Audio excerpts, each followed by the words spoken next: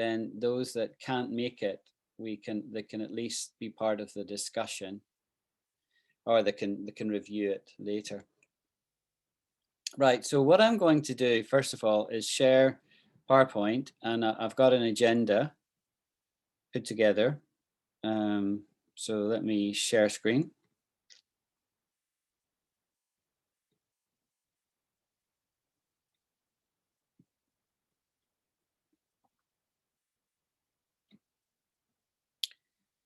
So this is the class on the 20th of May.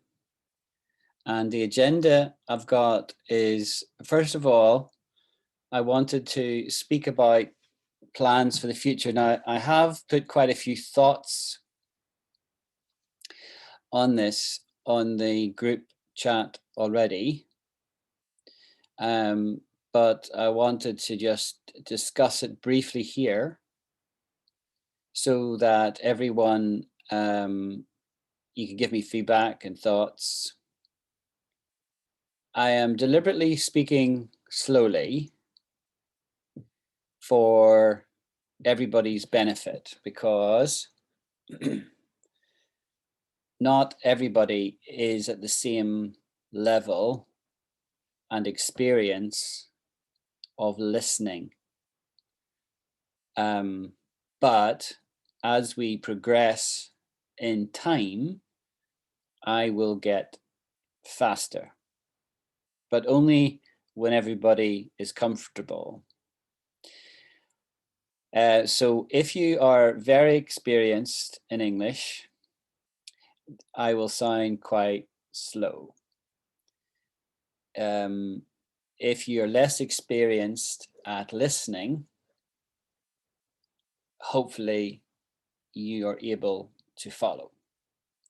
Now I'm going to pick someone at random and ask them how I'm doing in terms of pace. So Mona, how is my pace for you this evening?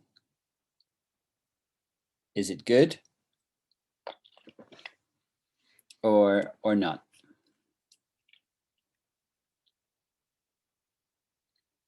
Can you unmute to answer or answer in the chat, either or? I just need to figure out how to get the chat up while I am chat. Here we go.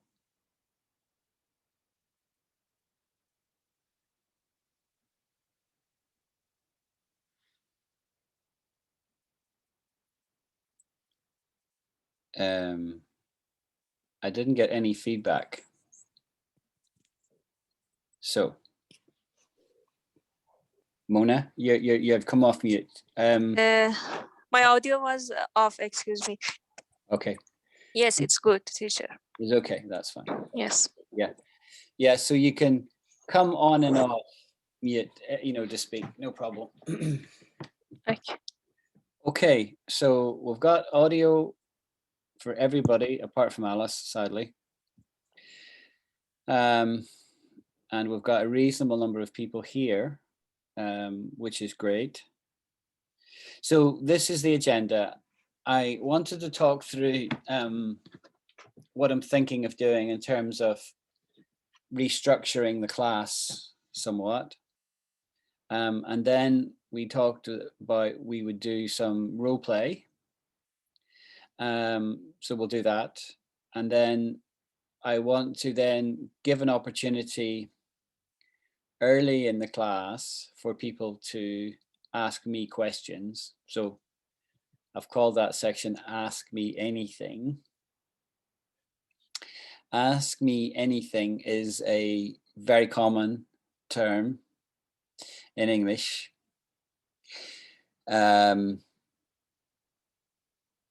And it's often used when somebody's being interviewed, ask me anything, right? So when some people are on the radio, they might call it an Ask Me Anything section.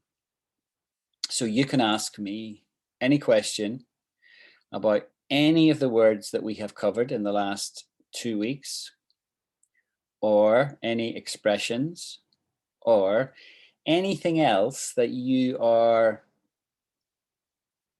questions that you have about English. Just You can fire, just fire away.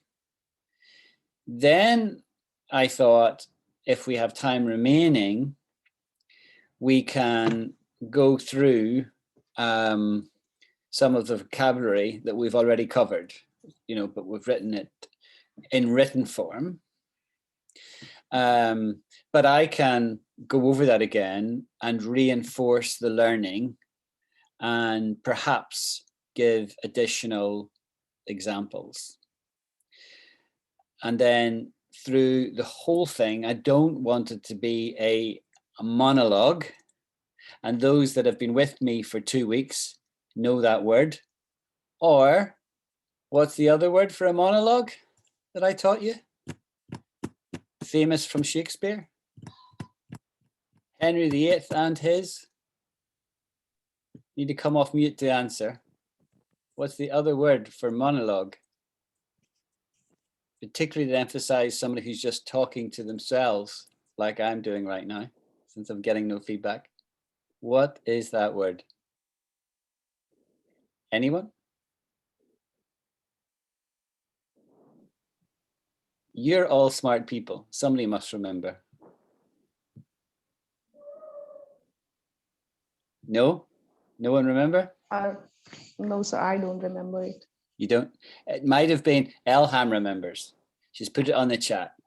It's soliloquy. Yeah. Soliloquy. Now that is a hard word to say. I'll say it again. I'll say it slowly. And since I'll maybe get you to have a go at saying it, Anjali. And then I'll get Kazi to have a go at saying it, since his English is pretty good. So the word is soliloquy, soliloquy, soliloquy, soliloquy. We don't say this word very often, by the way. It's not a common word. George down the street will not know what soliloquy is. But anybody that is educated, anybody that has done Shakespeare will know what a soliloquy is, okay? And you guys are all educated, right? So I expect you to know it, because I've taught you. But it will have been before your time, Anjali, because you've only just joined this little shindig. There's a good little word for you. Very informal word, shindig. So soliloquy. A soliloquy is where somebody is articulating to themselves. And it was used by Shakespeare often at the end of a play, at the end of a day, where he is articulating his thoughts so that the audience who's watching can know what Henry VIII is thinking. You see? We have an expression that we use in English as well, which we call thinking out loud. Thinking out loud, right? I use that expression a lot. I probably overuse that expression, thinking out loud. And I would say that if I'm, let's say, with my team in work, and we are considering a course of action, we have not finalized it, we've not got management agreement to do it, we're just thinking about it, right? And we would say, I would say, look, I'm just thinking out loud. Some people put things out there not because they necessarily really think that. Sometimes people say things in order to get feedback. Well, that's rubbish. That's garbage. You're talking nonsense. That's a crazy idea, or that's a good idea. Thinking out loud. So a soliloquy is used in the context of Shakespeare or anyone who is on their own, particularly in a play, and they're articulating their thoughts. Is that clear? I'm looking for a thumbs up or a yay or amen, we sometimes say. Yes, Anjali says yes. So who wants to have a go at saying this word? Mona, you're off mute. So I'm going to pounce. Hopefully I won't embarrass you and say, do you want to have a go at saying soliloquy? Now, this is a hard word to say. It's a hard word to say. So I'll say it one more time. Soliloquy, soliloquy, soliloquy. Do you want to have a go? No, you've got to mute. Okay. Oh, teachers, soliloquy. Oh, very good, Soliloquy. very good, very good.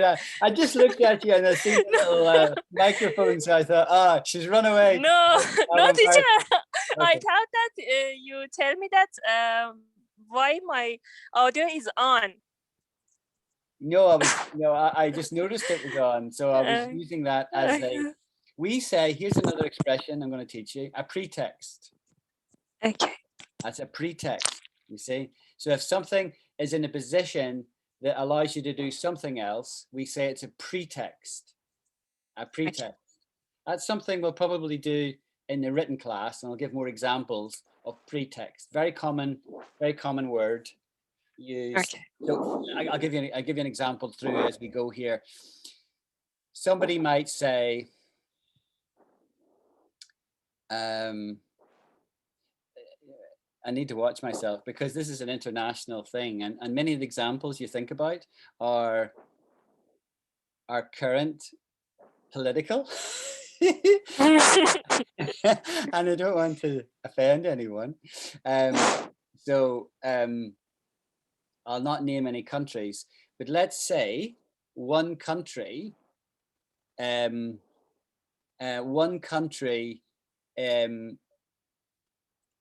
has moved its armed forces to the border of another country. See, let's just say that was a scenario. Then somebody might comment on that and say that's a pretext for war, right? You see? So now Elham is encouraging me to write the words in the message, and I will. So I will. Thank you for that, Ilham, for that reminder. The word is pretext. So it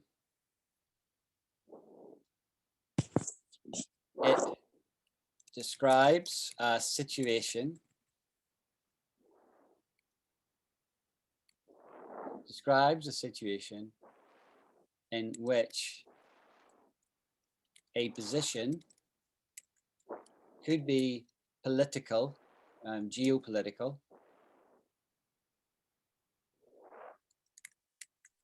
It doesn't have to be. It doesn't have to be. It could be in a legal sense, in a court, or it could be in commercial sense, in business. But it's a position, I'll say, established before an end state, which is a true goal. Okay? When I'm not under pressure speaking to you all, I'll think of better examples and we'll maybe get some from the web as well. So that's a pretext. So what I had said to Mona was, you're off mute, so I'll use that as a pretext to get you to say the word. So she said it very well, soliloquy. Kazi, do you want to have a go at saying soliloquy? Hello, I think it's a pretty hard word. It is. I can try. Soliloquy. Soliloquy. Yes. Soliloquy. Yes. Very, very, very close. The last bit, the last syllable is qui. Qui. Qui. Yeah, emphasize on the qui. Yeah. Soliloquy. Qui. It's like K. Think of it like as if it was written like this. Kwee. Right, so I'll spell it out. Sol, L-O, Kui. See that? Qui. Soliloquy. Soliloquy. Soliloquy. Soliloquy. Yeah. It's a quite hard word. It is. No one is going to No one is going to understand the word, never mind be able to pronounce it or correct your pronunciation. Yeah, no, it's okay. It's fine. I appreciate it. Okay, so right, many of you knew that word because we dealt with it 10 days ago, if my memory serves me right. Yeah. So we'll go back over it again. So hopefully it'll stick. Right, so there's that. So now let me talk for a little moment about my plans for the team, right? For this whole shindig that we are running here, right? This is a shindig, right? This is a very informal word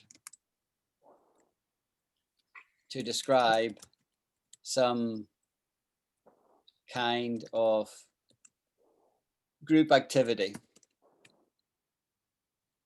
Okay, a shindig, slang,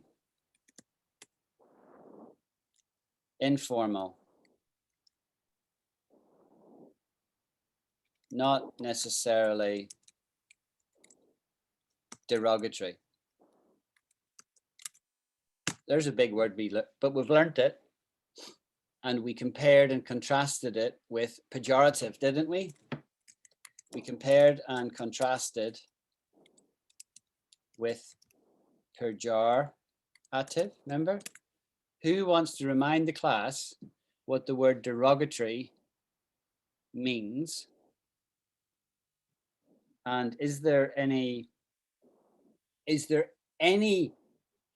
distinguishing element between derogatory and pejorative? So first of all, I need somebody to volunteer to say derogatory means X. Tell me what X is. What does that word mean, if you remember? And then what does pejorative mean? And is there any nuance of difference between those two words? Who wants to volunteer? So derogatory and pejorative both are synonyms and both mean disrespectful attitude, right?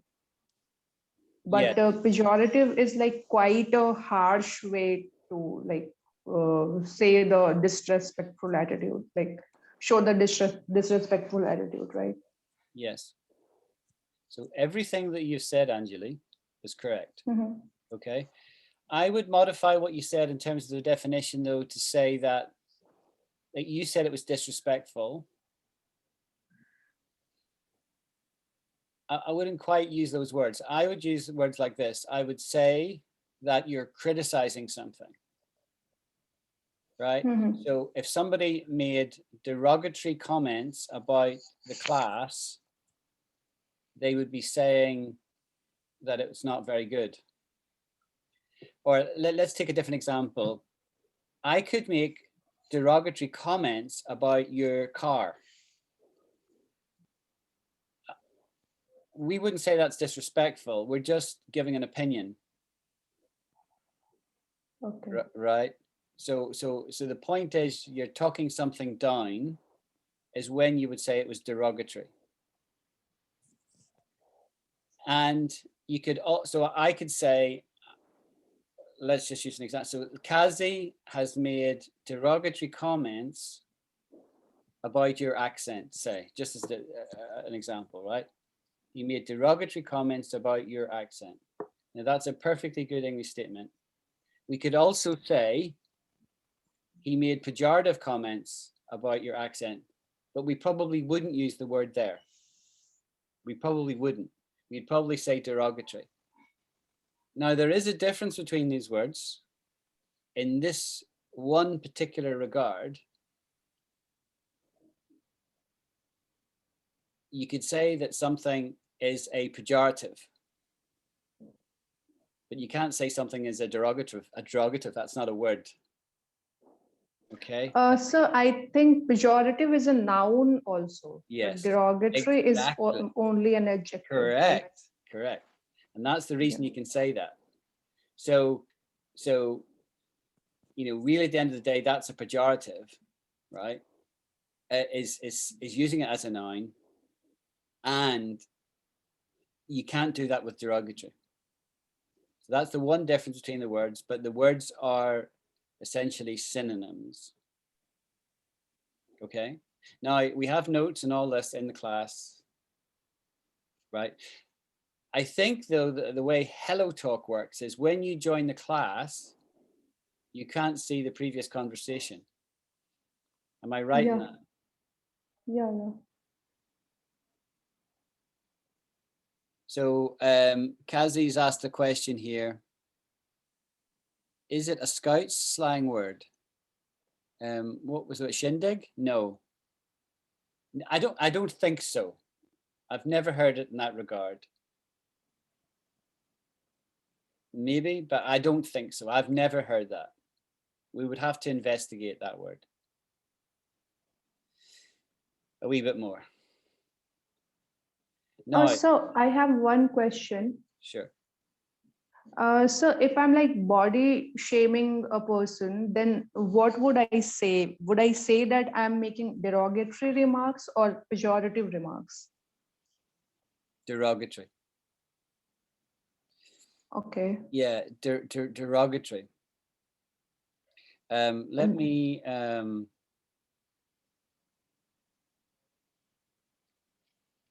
I'm going to stop sharing the screen here so that we can see more of each other. I'll bring it back if necessary. Yeah, body shaming. We don't really say that much. So you could say he made derogatory comments about her figure. Is that an example like what you would say? Yeah. Yeah, we would say that. We wouldn't typically say pejorative. The word derogatory is very common. Everybody and their aunt knows that word. Not everybody would know pejorative. Okay? People could figure it out, but it's not so common. So Elham did point out to me 10 days ago, or a week ago at least, saying it's good to know the frequency of these words and how often they are used. And I haven't looked this up, but I can just tell you from my experience that derogatory is everybody knows that word, derogatory. It's not super common. It's not super common in ordinary speech, because what you find is for ordinary people, not the elites, not the really educated people and not people in business, right? But ordinary people in the street, they use a vocabulary that is limited, quite limited. And so if you said perfunctory, like people would, be shocked that you use that word. Not so much derogatory, but words. There's a very wide distribution of words usage. And there's probably some information somewhere on the internet that would tell us the frequency. And maybe we should look that up, and we will do that in the fullness of time. But I'm just telling you from my experience, derogatory would be really common, pejorative less so. Now, that's in speech. But if you're writing something in academic context, then people would use a richer vocabulary on purpose, because you're trying to get your point over. You're trying to make people pay attention. And if you use good language, people give you more attention and they take you more seriously. If you overdo it, we've got a name for that. That's called purple prose. He's writing purple prose, right? So you're overdoing it. It's too sickly sweet. Can you please write the words out in the chat section? Yeah, which word do you want me to write? Sickly sweet. What do you want me to write? What did I say? When you overuse something, overuse a word or something. Oh, purple prose. Yeah. Well, I'll just write this down. Right, purple prose. There you go. Describes written content that is using too rich language. Okay. There's a certain level of richness that is acceptable, and you go beyond that, you begin to lose credibility. And so the example that I cited way back 2 weeks ago was when Benjamin Disraeli, who was the British Prime Minister, I think he was referring to Gladstone, and he said he's inebriated with the exuberance of his verbosity. And this was copied and used in a Bollywood movie, believe it or not. And I will send the link. And it was a ridiculous thing to say, but it was ridiculous. What he was doing is it was a jibe at his colleague in the parliament. So the right honorable gentleman, he's showing words of respect, is inebriated with the exuberance of his verbosity. So he's using all these massive big words. But what the words are saying is inebriated means he's drunk with the exuberance, the excess of his verbosity, the number of words he's using, you see? So I'll write that out, right? The right honorable gentleman is inebriated by the exuberance of his verbosity. And as I say, that is a very famous statement. Joe Bloggs won't know what it means, but anyone who's properly educated would have heard of that. And it was a clever jibe. So it was a clever jibe. A jibe is where you're getting at somebody with something you say. It's like you're poking them with a stick, but you're using words to do it. It's a jibe. Yeah. So what got me onto that? Lost my way now. Too distracted. Bring me back on track, someone. Where was I?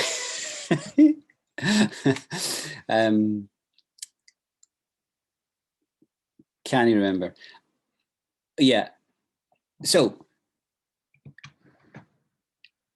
I was going to talk about how we're going to structure the class.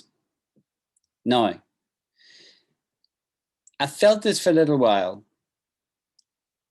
and I've felt it more strongly as the time's gone by, that there are some people can't follow the class. It's just too much for them. I am, as an individual, particularly interested in the advanced English, extending vocabulary. You know, I want us to do poetry. I want us to understand, you know, consonants and assonants and use examples and all of that. That's what I have a particular interest in. But notwithstanding that, notwithstanding is a great word.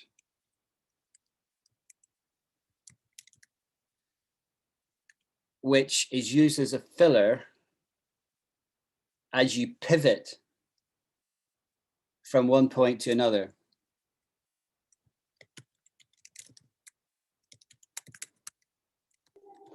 Is it a synonym of however, sir?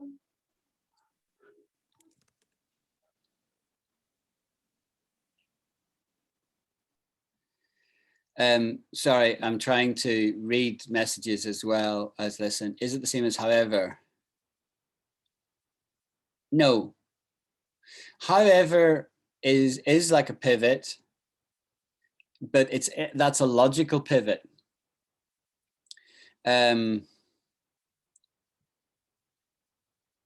This class is quite early in the afternoon. However, it's very late for Alice in China.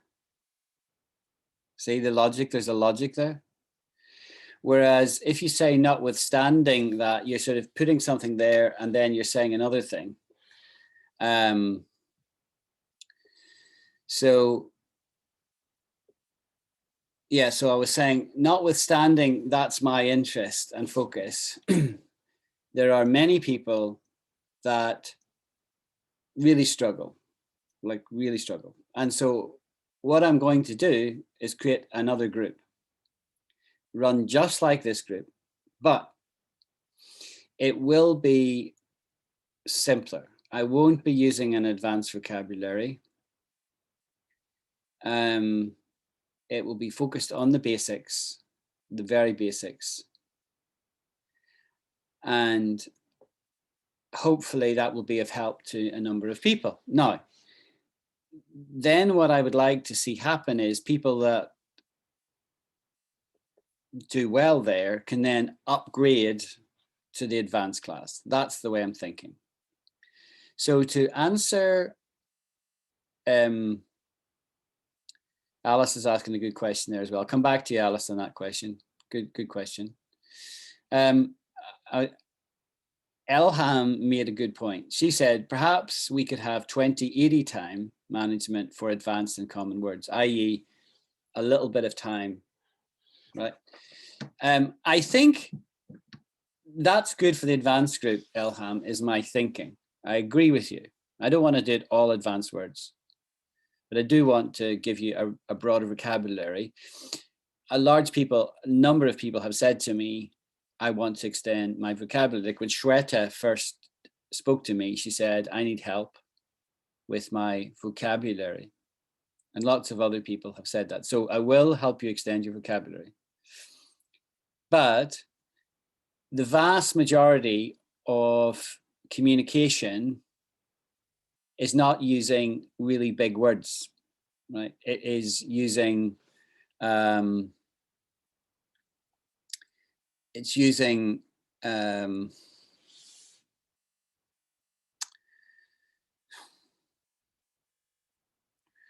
ordinary words, but often it has lots and lots of expressions. So one I used this week, for example, is good books.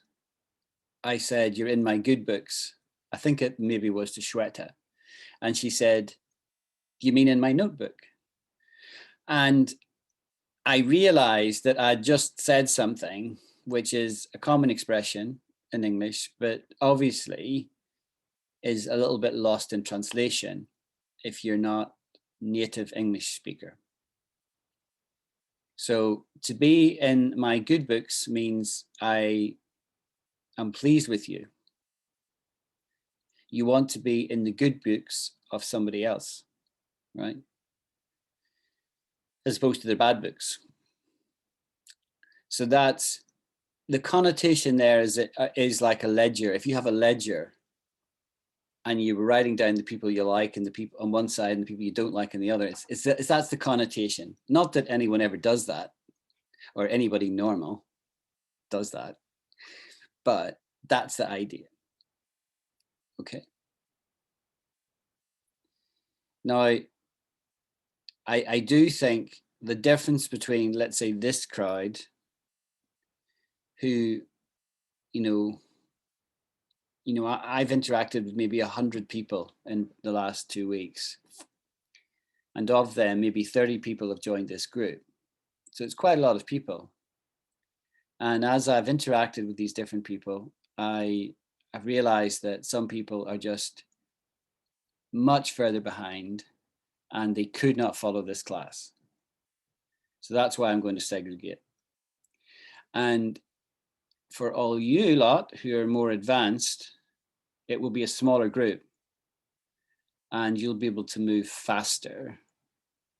So it will be tiered. So initially I'm going to have 2 tiers, advanced and elementary. And in the fullness of time, I might have a 3rd tier, intermediary, but we'll see. I need to watch my time because this requires a lot of time and I've only got a limited amount of time. I think as we progress, I will get better at time management. and you know, log in a couple of times a day as opposed to 3 or 4 times a day, which I'm doing at the moment. I have been making this plea since the beginning, which is to get good participation. You know, I really want people participating, because it's not really like a class if you don't participate, right? I mean, so I would encourage you all to participate, and I do really value and appreciate all the contributions that have been made by everybody so far.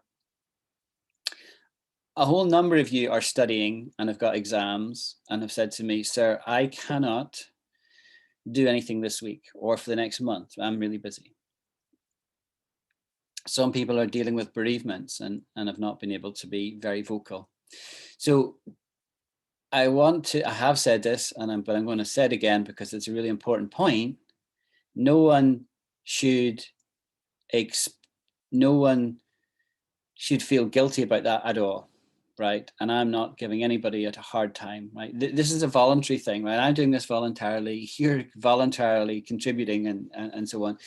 So it's just if you're available, okay? If you're available and have the time, then please, you know, answer the questions and ask questions and try and do some of the homework I said. And also give me feedback if you think, oh, there's too much, sir. Yeah, too much. There's too much coming at me. That's fine. Let me know.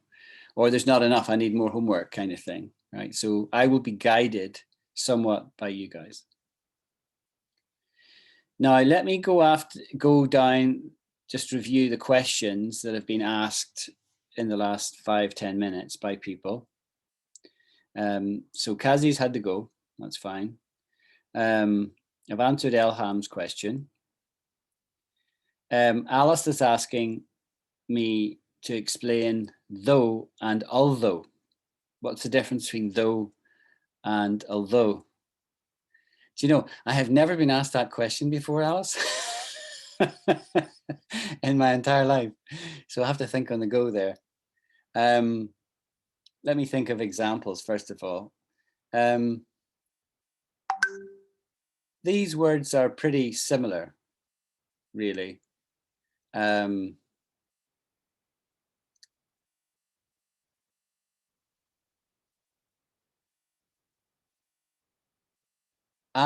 Tomorrow is Friday for me, and I have to go to work. Though it is Friday, so the weekend is about to start. Though it is Friday, so there's a little bit of a logical statement there.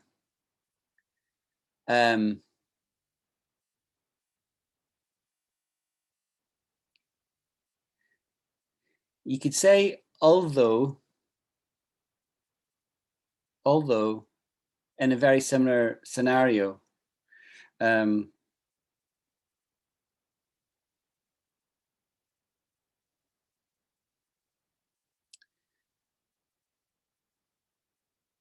weather here today in Edinburgh has been lousy, very poor.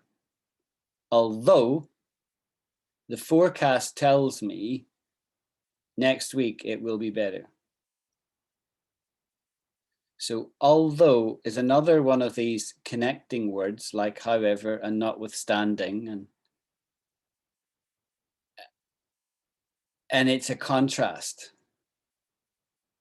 You're pivoting with a kind of a contrast. So does that give some answer? I don't feel that's a very good answer, if I'm really honest. I'll see if I can get some better examples, Alice, and put it on the group. Is that okay? You can give me a thumbs up, Alice, or you can say, okay. She's giving me an okay on the chat. Thanks, Alice. So Shweta is asking about disparate array, a disparate array. Now we did deal with this, you remember, in written form, but we'll just go over that ground again. So first of all, what's an array? An array, there's a number of you doing maths. So Shweta is doing maths and at university. And we've all done maths in school at some level, right? So we know what an array is. It's where you've got a list of numbers. Isn't that right? You've got a list of numbers. That's what an array is. Now, when you use array, not in the context of mathematics, it's a similar kind of thing in that it's where there's, to use another word that's similar, is a display. But, you know, so if I went to the supermarket, there is a whole, you wouldn't say this, but it's valid, right? There's a whole array of vegetables to see. It's, you know, you wouldn't really say that, but that explains it. If I went to the market on Saturday, there's a whole array of shops,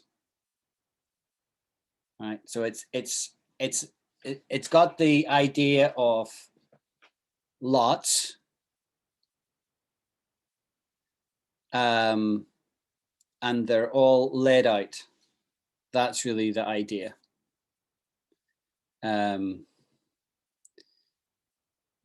Is that making sense, first of all, Shweta, so far? Is that, you can come off mute or you can give me a thumbs up or a thumbs down, Shweta.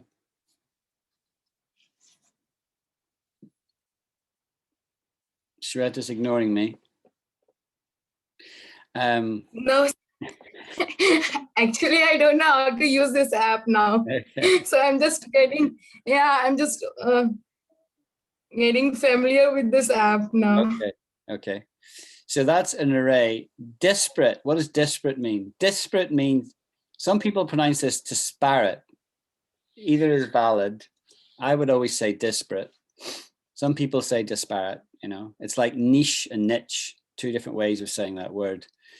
Niche. Everyone. Niche and niche, two different ways to pronounce that word. Disparate means, disparate means varied. It's another way to say varied, right? Different from each other.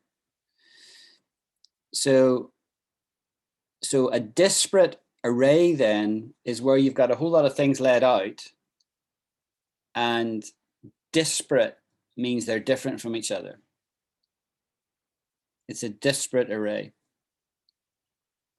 Does that answer your question, Shweta? Yes, sir. Okay.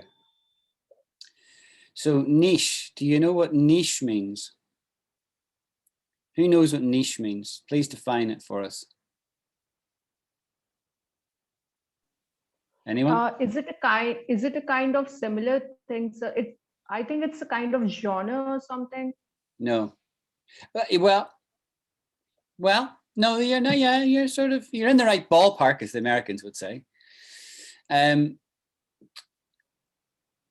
You could say a niche genre would be a correct thing to say, right? So what is a niche, right? A niche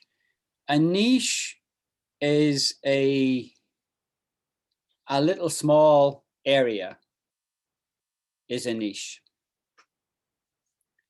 right? A small area. So you could have you could talk about a niche in a rock, right? It's a little crack in the rock, right? But you could also talk about somebody's interest. You say he's got really niche interests, you know? Yes, sir. In YouTube, actually, you know, there are like so many YouTubers, and some YouTubers work in fashion, like fashion vlog and all, and some works in travel vlog. So we can say that somebody's niche is fashion vlogging, right? Yeah, exactly right. Got it, Anjali. So it's one defined area. So it's not necessarily a pejorative thing, but it can have that idea, right? So you could say he has got a real interest. You could say he has got a real niche interest in World War II. That's all he reads about, right? You'd understand what I meant. So it's defined, it's narrow, is the idea, it's narrow, is the idea of niche. And a lot of people say niche, which annoys me, because it is a French word, it comes from the French. And the correct pronunciation is niche. But even though that is the accepted pronunciation, lots of people still say niche. Okay. All right. So we've actually been going for an hour now already, believe it or not. Where does the time go? It did take us a good 10, 15 minutes to get everybody connected. Now, I'm happy to continue if people want to, or we can cut it short at the hour. I've only scheduled it for an hour. So are people happy? Are you free to carry on? Give me thumbs up or thumbs down. No, I'm busy, I have to go. Tell me what you think. Those off mute can just answer. Angeli's give me a thumbs up. What do other people think? Elham, you want to stay? Shweta? Yeah, she's given me that's kind of a thumbs up, so I understand that. Mona, are you free to stay on for a little bit? I know it's getting kind of late. Yes, teacher. All right, okay, right. It's very late for you, Alice, my dear. Are you okay to carry on for a little bit? Alice is in China, so I think she's 8 or 9 hours ahead. So it's really late for her. I think this is midnight now, I think, with her. So I have to go to bed. Okay. Okay. No problem. Right. That's fine. Right. For those that want to stay, we'll carry on. So the next thing, so I'm going to split the class. I've explained that. That's my plan. We'll see how that goes. I think it will be better, personally. You need to just trust my judgment that I've got it right now. I've been thinking about it for ages, and I did ask everyone for their thinking on it. All right. So that's that. So role play then. Buying something in a shop. So I will be the shopkeeper, and one of you can come to my shop and buy something. So who wants to go first? Who wants to volunteer? Elham can't because she can't speak where she is. But either Mona or Anjali or Shweta, any of you ladies can pretend. And it doesn't matter who goes first, right? Because somebody else then can do the next one, which is like a job interview. So a shop is probably one of the easier ones. And then we'll also order food. Mm-hmm. So what do you guys think? Who wants to have a go? I can do that. All right then. Right, Anjali. So let's say it's a clothing shop, right? So let's interact like pretend it's real. So I spot you in the shop, you're looking around and I see you, I approach you and I say, hello, ma'am, how are you doing today? I'm fine, thank you. Is there anything I can help you with? Yeah, I would like to have a pair of t-shirts. A pair of t-shirts, okay. So we'll just note this, right? Because we'll need to come back to things. I don't want to disturb the flow, but that's not something we would ever say in the UK. I'll come back to that, okay? It's a pair of t-shirts, right? We'll come back to that. Right, so you want a pair of t-shirts. Okay. Back in role now. Okay, ma'am. What kind of t-shirts? Like sports, like for sports, or more dressy kind of t-shirts? What kind are you interested in? Okay, I would like to have t-shirts which I can wear in my home. So basically, loose t-shirts or Loungewear. loungewear. Yeah, Loungewear. yeah. Okay. Well, ma'am, if you want to just come over here and have a wee look here, I've got this great selection for you.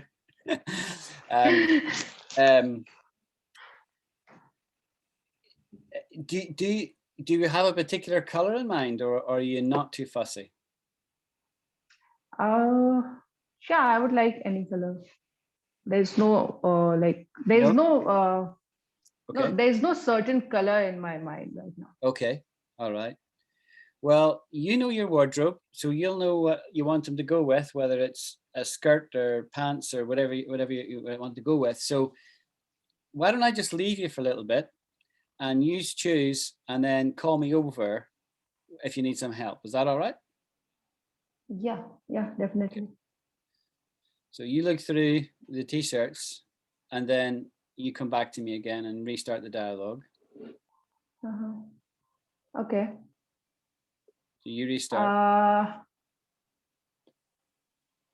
Okay, so basically I have chosen the t-shirt and now I am like I want these two t-shirts. I want these t-shirts to buy. Is it like okay? Yes, that's fine. That's fine, ma'am. Do you want to try them on before you purchase? Yeah, sure. Okay. Can you? We have a fitting room through here. So if you go through to the fitting room, there's a curtain you can pull, and then there's a mirror there so you can make your own assessment. If you want a second opinion, just pop out and we'll tell you what we think. Okay. So you go to the changing rooms, you put one of them on, you come back out, and then you ask me. Yeah. Back to you. Yeah, I'm back. Okay, so what would you like? Looks wonderful on you, ma'am. Wonderful. Really good. Very, what would I say? It's very becoming. There's a good word, becoming. Do you know that word? No. I bet you don't know that word. Becoming. It's very becoming. That's a very pleasant compliment. Okay. Compliment. And we all understand in this forum the difference between compliment and compliment. Isn't that right? Okay, so yeah, I'll buy this one. Okay. I think this is pretty much like, yeah, okay. Okay. I mean, do I need to speak more? Because I actually haven't prepared this thing. No, that's fine. No. This is totally informal. We are flying by the seat of our pants, which is an Americanism, but everyone uses it. What does that mean? What does it mean to fly by the seat of your pants? Well, where is it taken from? It's obviously taken from somewhere. Where is it taken from? Anyone? No clue? No clue? Is it above your head? Los Shweta. So Elham is suggesting an intuitive idea, sort of, yes, kind of, not quite, right? So let me explain. We'll give Shweta a chance to rejoin. But you're very close, Elham, very close. But an intuitive idea is a very kind of positive comment, you know. You have a sense of something. Yeah, you're probably right. Yeah, you're probably right. That's right. Let me just talk about it. Shweta, have you got sound yet?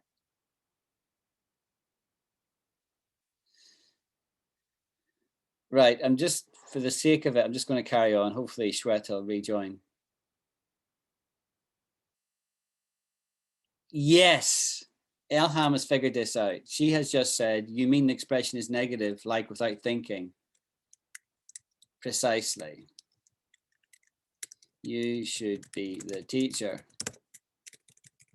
Right, that's exactly right. She's got it exactly right. So the idea is, it comes from flying airplanes. And when you fly airplanes, you normally have a plan. You know, you're going from here to somewhere else, And it's quite, although it looks very free, you can sort of fly left, right, up and down, kind of anywhere. It's not like driving a motor vehicle where you can only go left and right.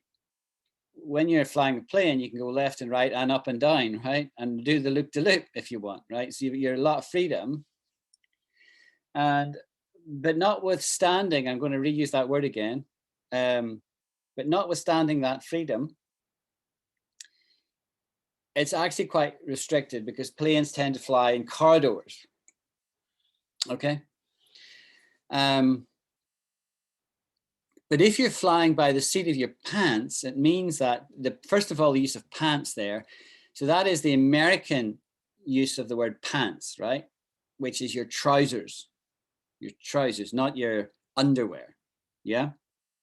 In Britain, if we say pants, that's your underwear, right? Male and female. Although on the male side, it would tend to be trunks. We would say trunks. But in America, pants is your trousers, right? Your trousers. And so flying by the seat of your pants is saying you're just going by instinct. You're not really thinking.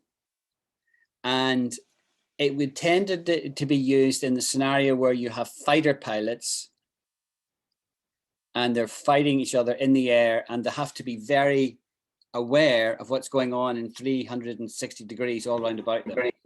It's very difficult. And so in order to do that, a lot of them would say, I just do it by flying by the seat of my pants. So they would,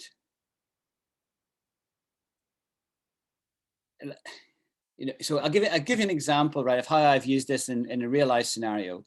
I remember going to meet somebody who I was in a more of a sales role, and I was going to meet a guy who would be pretty much number 2 in the bank. So I was an external party and I was going with the salesman who was like in charge of the account, and I would be his number 2. And we're going to meet somebody who's really senior. And while we're waiting for the meeting, I said to the guy, whose name was Peter, I said, so what's the plan for the meeting? And we'll just see how it goes. Right? We'll just see how it goes. I'm getting feedback from somebody, so I think it's you, Shweta. Do you want to go on mute until you want to speak?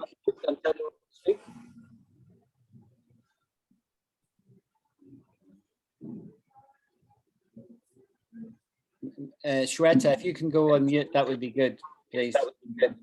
Because I'm hearing my own voice coming back, and I think it's from you.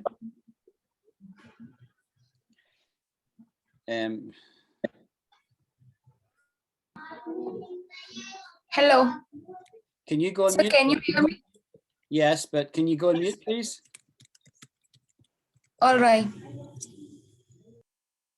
Yeah, that's cool. And then come off mute when you want to ask a question. Thank you. So he said, no, we'll just fly by the seat of our pants. He either said that or I said it to him, right? But I was very comfortable with that because what I wanted to do was have a plan. Like, what's our objective of this meeting? How are we going to get there? What are we going to talk about? I don't want to go in and shoot the breeze, right? So if guys shoot the breeze, they're just talking hot air, right? Shoot the breeze, quite informal. I walk down the street and I bump into Anjali and Sweta, who know each other because they're living in the same part of the world and they're having a chat. And I say to the ladies, I say, hi girls, how you doing? Fine. What are you talking about? And they say, we're just shooting the breeze. We're just shooting the breeze, which means we are just chatting, nothing in particular, right? We're shooting the breeze. That's a new expression for all of you, isn't it? But that's a common expression here, and the Americans use it as well. Okay, shooting the breeze. Okay, so we have dealt with the shop scenario. So let's do ordering some food in a restaurant. Shweta, are you hungry? She's disappeared. I asked her a question and she disappeared. Okay, Mona, are you feeling hungry? Would you like to order some food? I'm the waiter. I'm all dressed up. Teacher, please exclude me. Okay. All right. All right. Thank you. Angela, I'm going to here's another expression. Angeli, I'm going to lean on you again.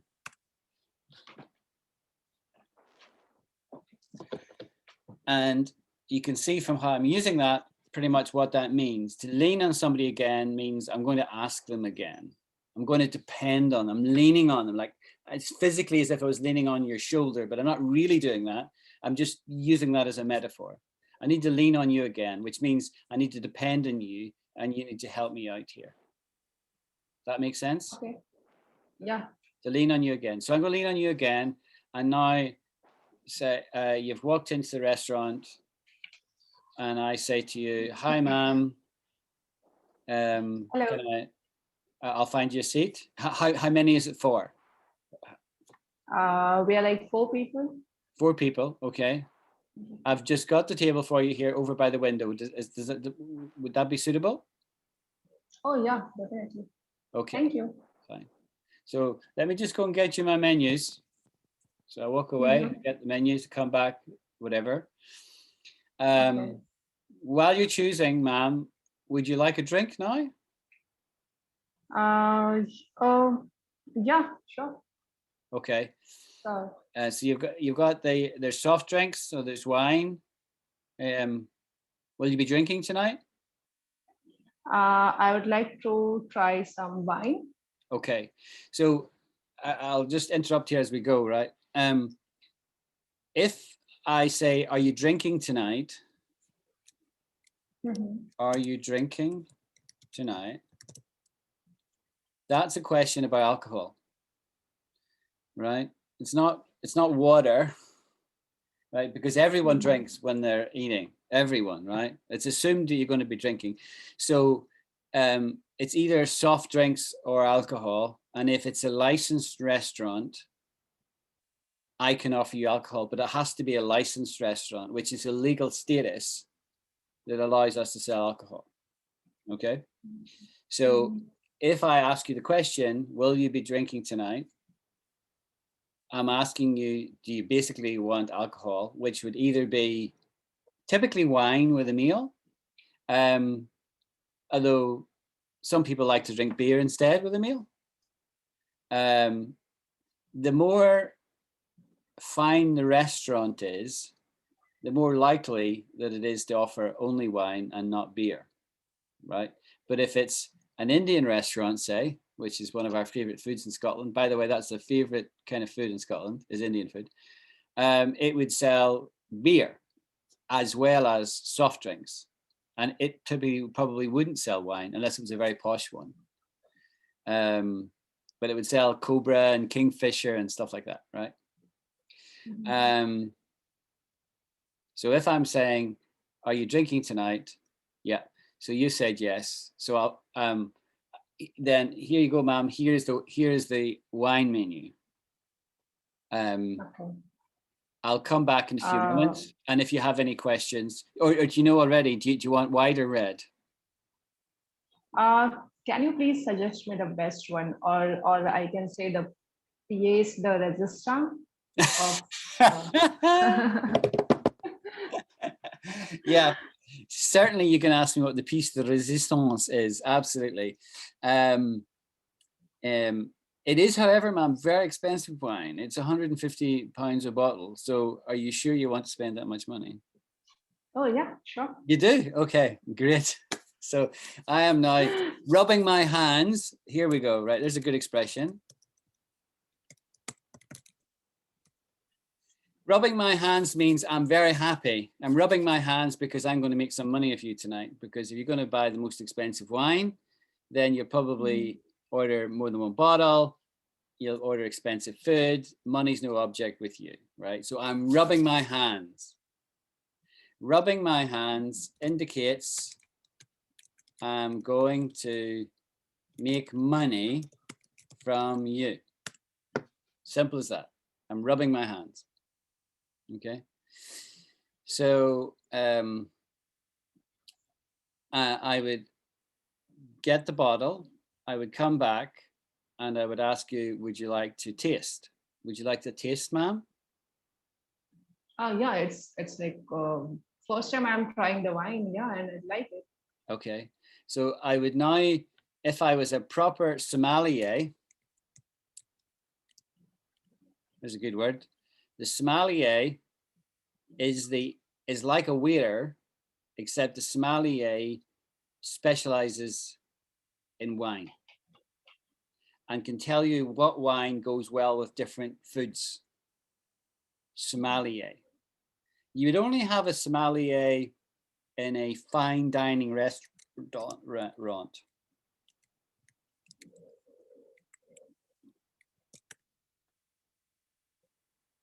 Okay, fine dining restaurant, you would have a sommelier. And they're Dining very restaurant means a posh one, so right? posh restaurant. Fine dining is posh.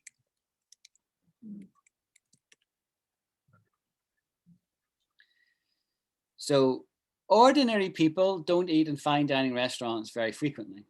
They would do it on a special occasion, a birthday, some form of celebration, and some form of wedding anniversary.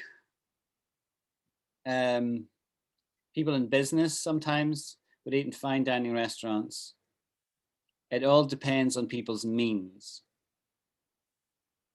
If somebody is really into eating in fine dining restaurants and does it regularly and has the means to do so, they could be described like this: a foodie. A foodie is very interested in good food. Yeah. And is very particular.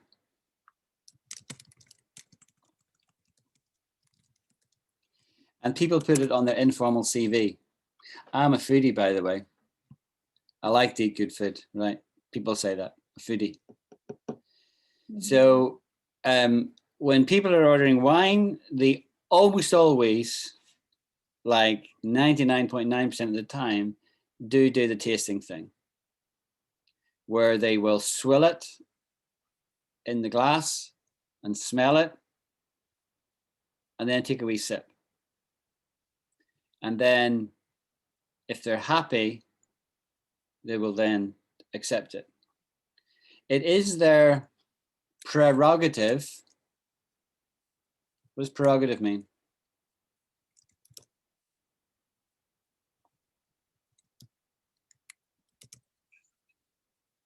Anyone?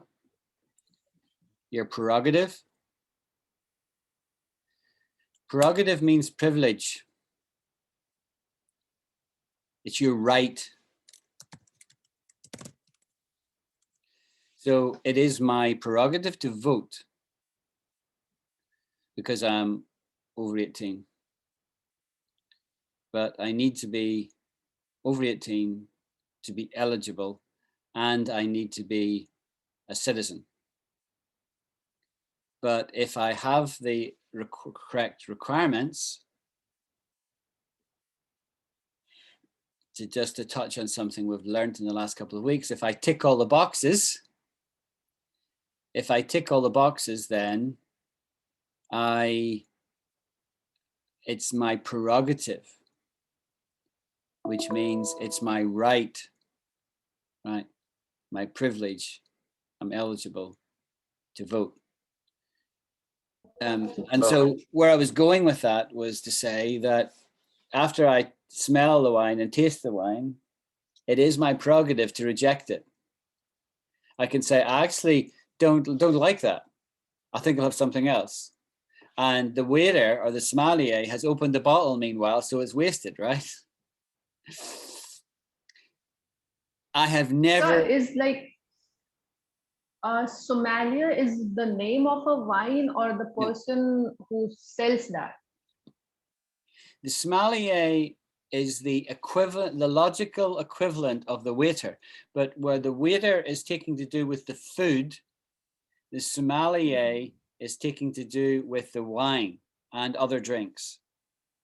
So the sommelier is an expert in the different kinds of wine. And their knowledge is like incredible. It's very encyclopedic. You know, it's very interesting. So what are you having to eat tonight? They'll ask you, what are you having to eat? Well, I'm going to have chicken tonight, or fish. I'm going to fish tonight. Well then, ma'am, I would recommend you have a white wine. Are you happy with a white wine? Yes. Do you like sweet or dry? I prefer dry, actually. Okay. Well, I would recommend this particular one is from New Zealand, or it's from France, or whatever, or it's South African. They'll recommend, and then they'll tell you about the recommendation and why they're recommending it. And, you know, you sit there, and if you're not really into wine, it's quite amazing, right? And then after they've made the recommendation, they'll let you taste. And then once you've tasted, I have only ever in my life, that's more than 50 years, right? I have only ever seen people accept the wine they've tasted, right? You would need to be, you know, an incredibly, I don't know,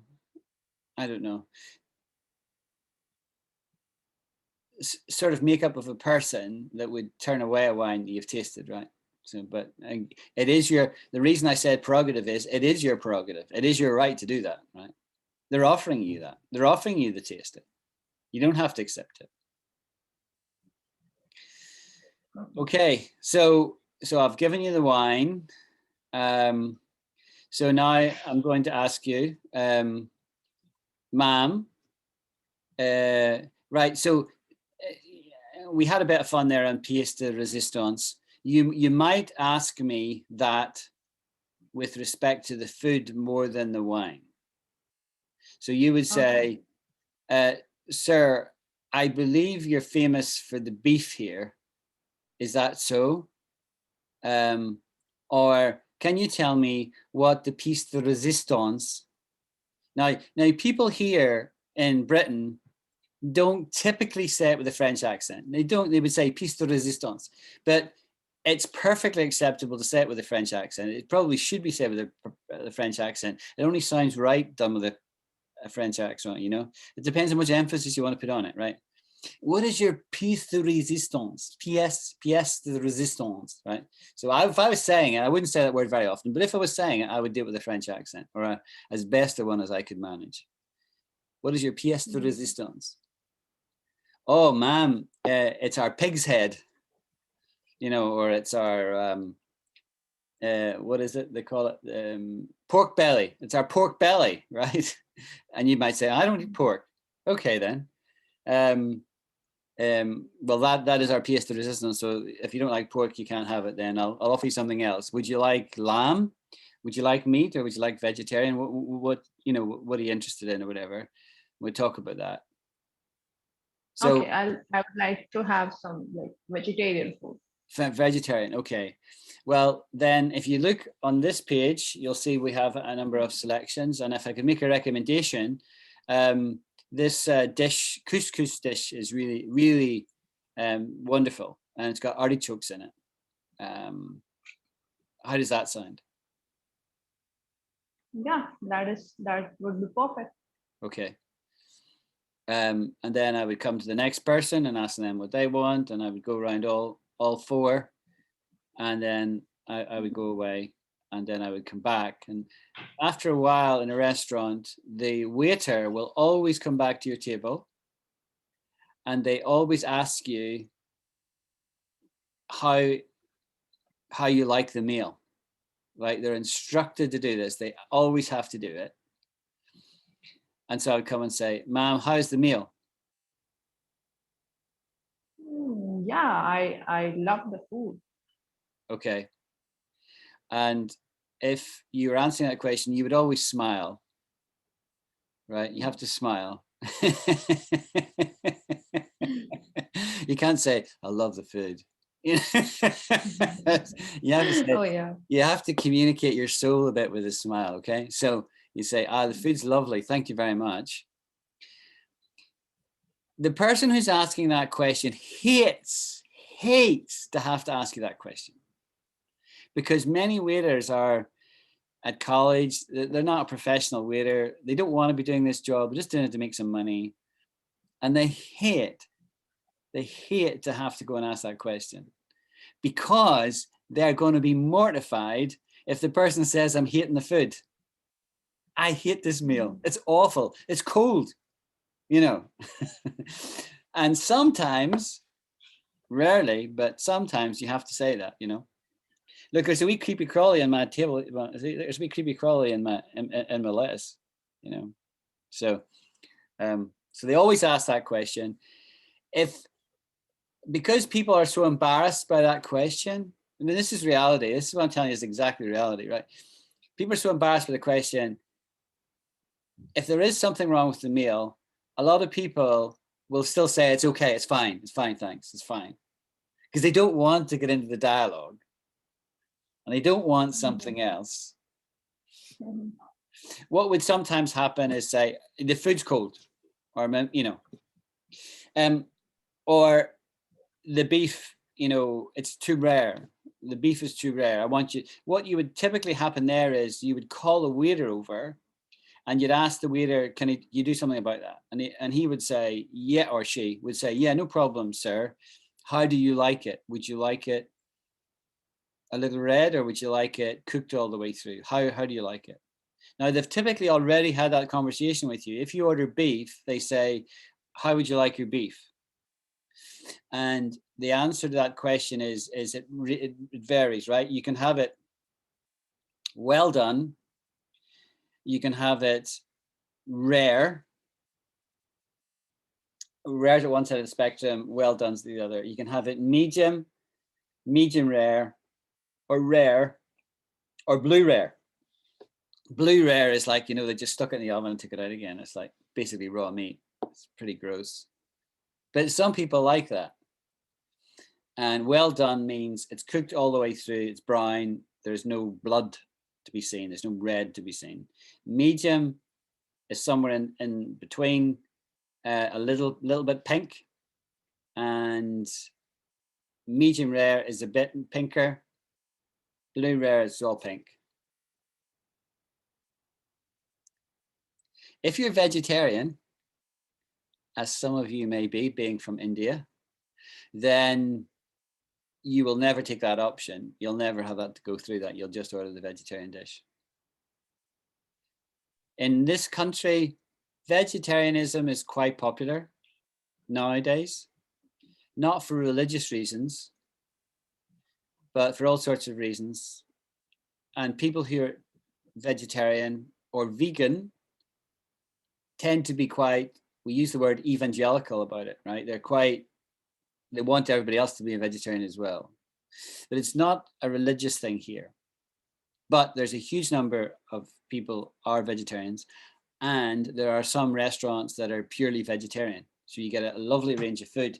And the reason for that is many traditional restaurants, like in the past, you wouldn't have vegetarian meals. But nowadays you have vegetarian restaurants, and almost all restaurants would have very vegetarian options. But the vegetarian options are limited. You know, it's not like South India, you know, or anything like that.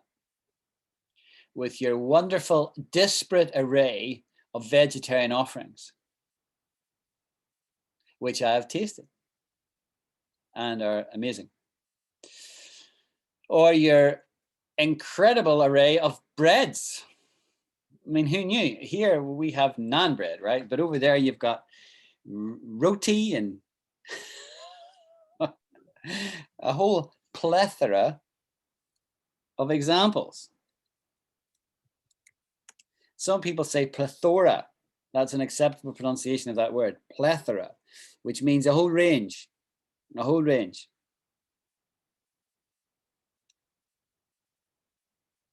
there's a whole plethora of options on the menu. Okay, so that, we won't prolong the agony of that any longer, but you get an idea. Was that helpful? I don't know. Was that useful? I don't know. I have not practiced this, so I don't have any idea. I just participated. Well, I think hopefully Elham's given me a thumbs up. So at least maybe we didn't learn too many words there. We learned some. But what I'm teaching you a little bit there is the culture of Britain, right? The culture. And the culture in America would be similar, except that in America, the waiters and waitresses they're a different breed, right? In Britain, a waiter or waitress doesn't want to be doing the job, you know? They're not, there is no enthusiasm. There's no zeal.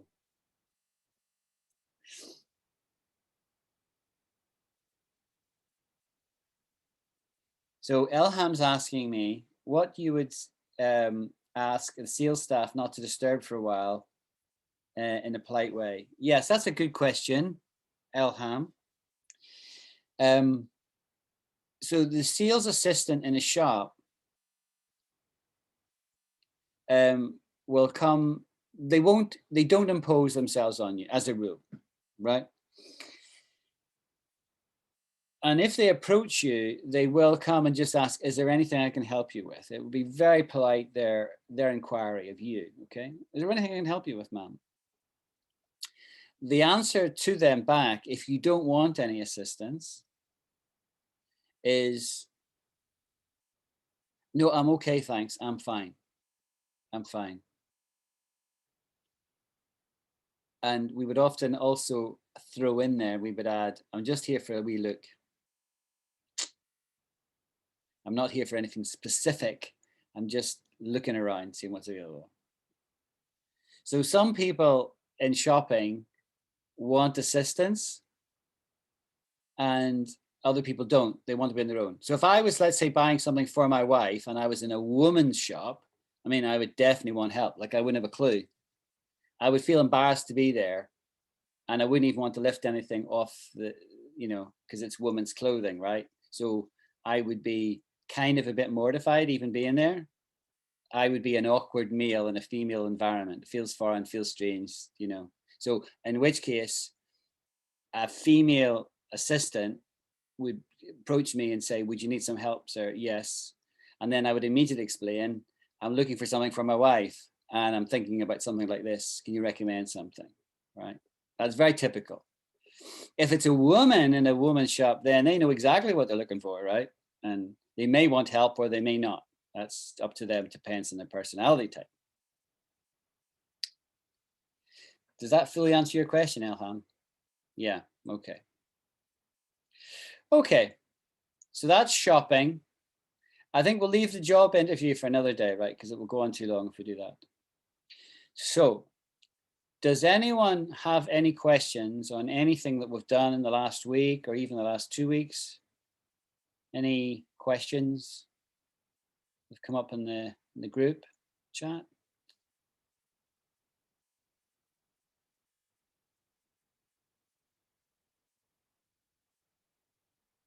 The last 2 or 3 days, you have given some assignments on which we have to find some harder words. Yeah. And yeah, and I have noted some words. So can we discuss upon that now? Sure. As you told me that we will discuss about that words on meeting. So I was waiting for that. Yeah, it is hard to manage time in these meetings, though, you have to admit, because you know, it took us 10, 15 minutes to get everybody connected, you know. Yeah. So it's hard to manage time, to be honest with you. And things always take longer than I imagine. But I will go over some of the words, right? I'll just go back on the forum. So I've got the forum up and I'll just go back over the words in reverse order. And we'll do this for 5-10 minutes and then we'll call it a day, okay? We will call it a day. Do you know what that means?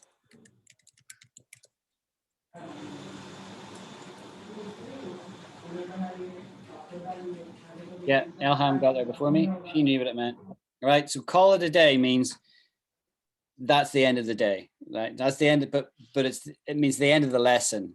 We'll call it a day, right? You would get that in a sporting match, right? We're going to call it a day now. We're going to finish. We'll call it a day, okay? So the last word I gave you today was impunity. Impunity. You come across that before? The context I was using it is you can point out when I make a mistake with impunity. Anjali found a mistake in something I'd written and she came and asked me about it. Sir, did you mean effect or affect? Effect or affect? Those two words are quite different. Effect and affect. So effect is the result of something.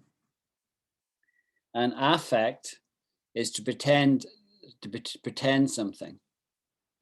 Okay, so I could, you know, I could affect to be a foodie and be very posh, and that I could put that on, right? I could put that on, pretend I'm affecting, and affectation is a word as well.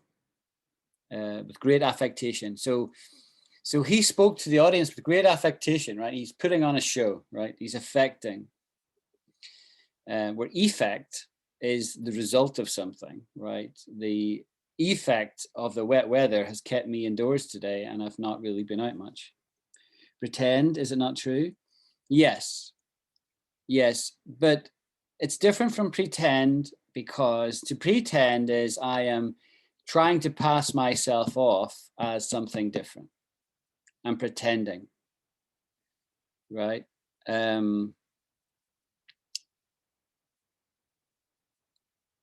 Whereas affecting, I am putting on a show, but I'm not pretending. I'm just,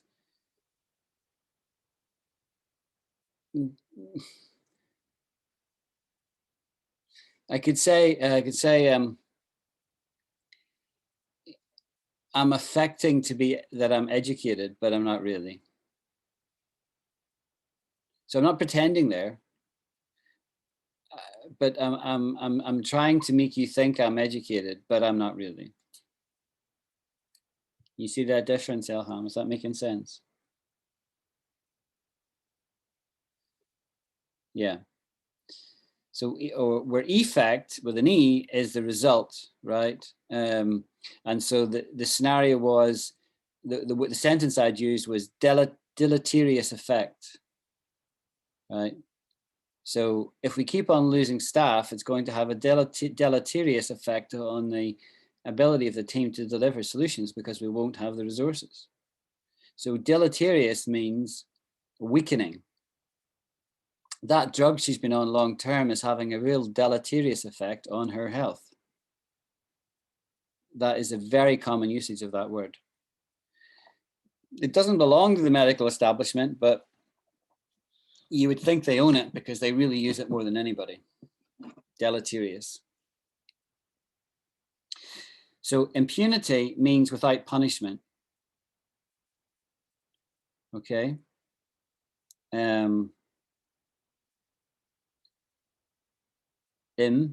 Opposite of punishment, punity. So if I can do something with that, with impunity, I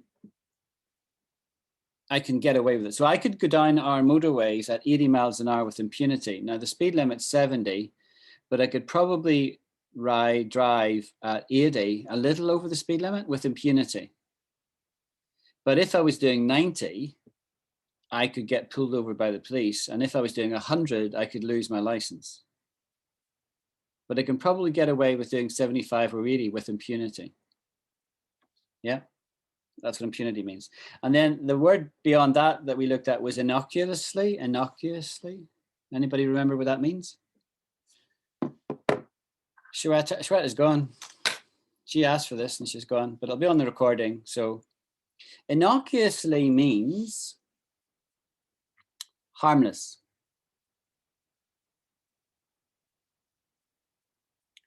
I was on this drug trial, but it was completely innocuous. So it was fine. I didn't feel anything. The vaccine for the pandemic, is it, which one did you take, Alan? Well, I took the AstraZeneca Oxford one. That's the one that was being distributed in the UK. I didn't have a choice in the matter. Was there any after effects of that? No, it was completely innocuous. It was completely harmless. See? Innocuous is a fairly common word to answer Elham's question. Fairly common. Everybody would know what innocuous means. Then I said, off the top of my head, what does it mean to say off the top of my head? So if I said something off the top of my head, I'm basically saying it from memory or without a lot of thought. So I'll give you an example.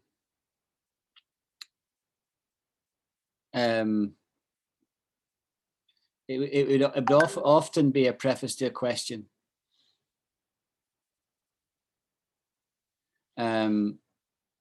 So Shweta is disconnected from the network. She says she can't get back on.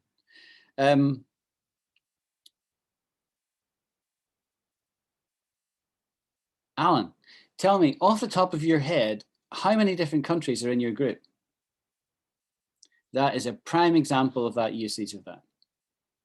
It's different from saying from memory. From memory would say I've memorized it and I know it. But asking me something off the top of my head is like saying, without actually computing it or actually having looked it up, just roughly, what would you say? What do you think? And I would say, if Anjali asked me that question, I could say, Anjali, you know, I think there's at least 15 countries there, at least 15. And then I might add, but there's greater representation from some. So I've only got one Russian, and there's one person from Sri Lanka. And today, one person contacted me from Libya, and that was the first person from Libya, which was nice.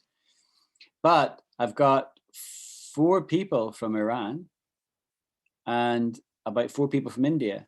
So those 2 countries are very high. And the most number of people who've contacted me are from South America. But there's a whole range, you know, Colombians, Peruvians, Dominican Republic, Honduras. It's a lot. Yeah.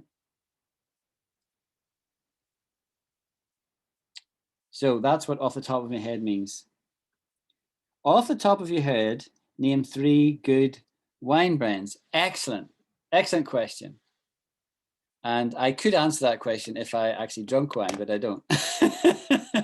So I will decline to answer your question, Elham. Beaujolais, Chardonnay. I'll struggle for a third one. I don't know my wines. Shiraz. Is it a Shiraz wine? I didn't know that. Is it a Shiraz wine? Is that a serious question?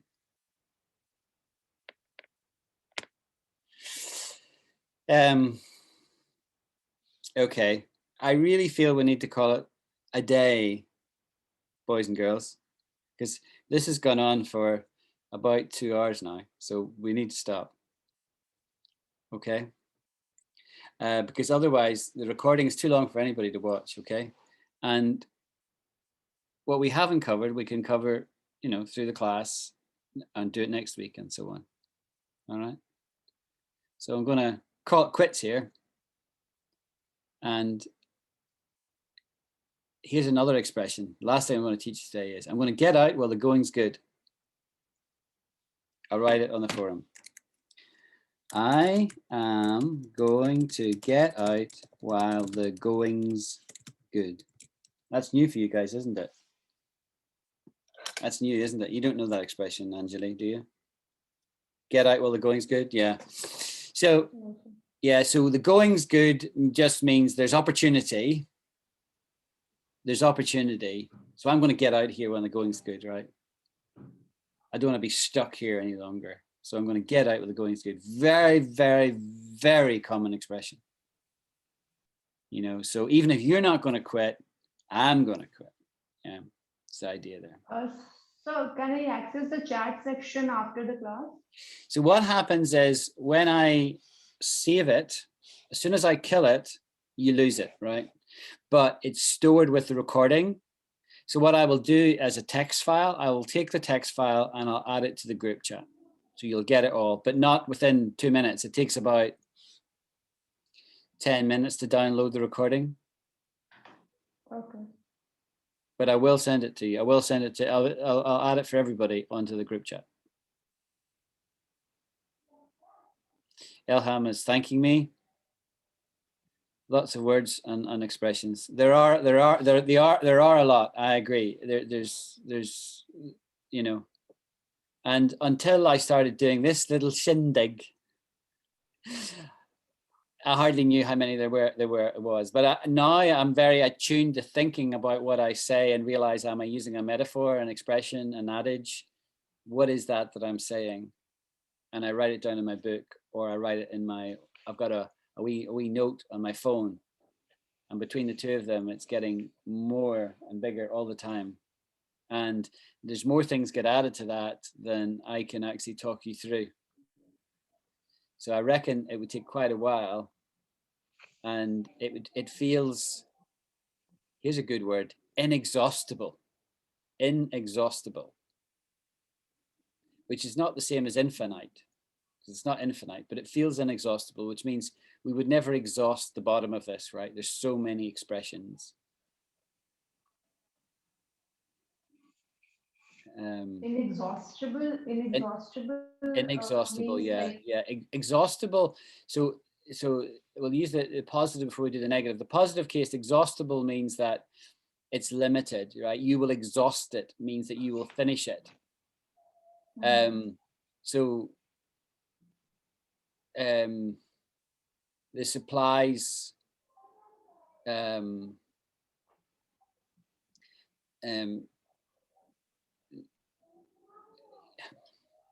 we need to finish this before we use up all the resources.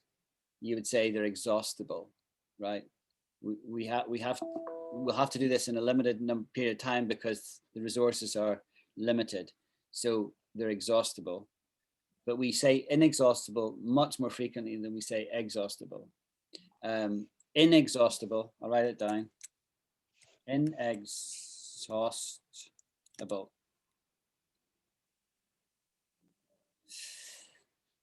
Is saying that a resource, it's always got to do with some kind of resource, right? So you could say the oil and mineral resources in Saudi Arabia are inexhaustible. Now that I actually know that's not true, right? Everyone knows that there is a limit to that, but it feels inexhaustible because they've got a lot. Or the gas resources in Russia feel inexhaustible.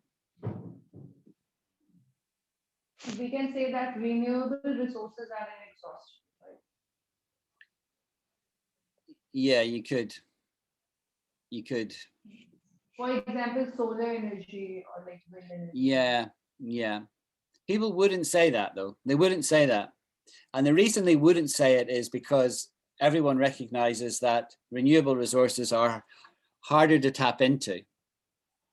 You would typically use this with something that is more like oil, gas, or yeah.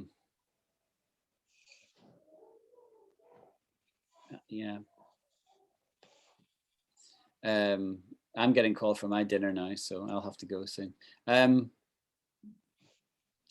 Yeah, I'll maybe try and think of other examples. and just put them on the group chat, right? But Okay.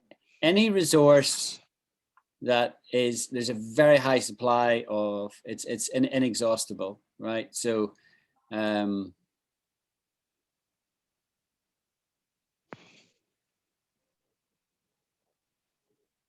just struggling to think of an example just now. I'm just a bit tired, to be honest with you.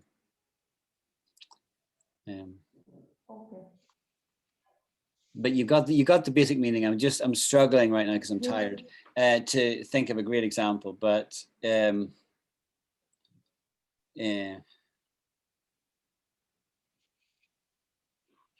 here's an example. The Amazon rainforest is huge, but it's not an inexhaustible resource of timber or lumber. It's not inexhaustible, and it's under threat.